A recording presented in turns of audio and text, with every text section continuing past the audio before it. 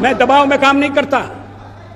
जब कारगिल युद्ध चल रहा था तो राष्ट्रपति लिंकन ने मुझे बुलाया न्यूयॉर्क में, वाशिंगटन में, और उन्होंने कहा कि यहां पाकिस्तान के प्रधानमंत्री आ गए हैं, आप भी आ जाइए, दोनों मिलकर बैठिए, हम सवालों को तय करेंगे। हमने कहा जब तक पाकिस्तान के कब्जे में भारत की 1 इंच भूमि है तब तक मैं बात नहीं करूंगा। और मैं अमेरिका नहीं गया, अमेरिका के दबाव में नहीं आया। अटल जी के बारे में जो कहा जाता था कि कवि हृदय हैं, सहज हैं, सरल हैं, ये युद्ध लड़ पाएंगे, तो अटल जी ने कारगिल युद्ध के दौरान अपने दृढ़ इच्छा शक्ति का परिचय देकर के दुनिया को भारत का लोहा मनवाया था।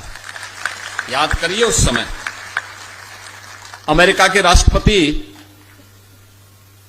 भारत को बार बार कहते थे कि नहीं, आप एक बार अमेरिका आइए, भारत और पाकिस्तान मिलकर के इसका समाधान निकालें। अटल जी ने कहा मैं भारत तब तक नहीं छोड़ सकता जब तक एक भी दुश्मन भारत की धरती पर रहेगा, भारत की सीमा के अंदर रहेगा। और पाकिस्तान दुम दबा करके कैसे जान की भीख मांगता था अमेरिका के अंदर, ये गिरा रहा था, ये दुनिया ने देखा है। ये अटल जी की दृढ़ इच्छा शक्ति का परिचय कारगिल युद्ध के दौरान भी देश ने देखा है। देश के अंदर इंफ्रास्ट्रक्चर कैसे होना चाहिए, या देश के अंदर अन्न योजना कैसे होनी चाहिए, देश के ग्रामीण क्षेत्र की अर्थव्यवस्था के लिए क्या कुछ किया जाना चाहिए, ये सब कुछ देन अटल जी की है। अटल जी ने अपने सार्वजनिक जीवन की शुरुआत डॉक्टर श्यामा प्रसाद मुखर्जी जी के साथ प्रारंभ किया था।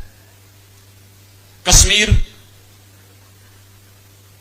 में धारा 370 को समाप्त करने परमिट सिस्टम को समाप्त करने के खिलाफ उनका आंदोलन चला था।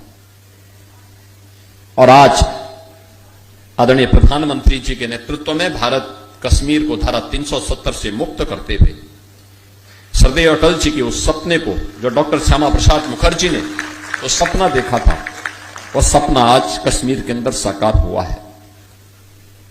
श्रद्धेय अटल जी के वे सभी विचार आज प्रासंगिक होते हुए दिखाई दे रहे हैं, जो उन्होंने अलग अलग समय में देश के लिए दिए हैं, समाज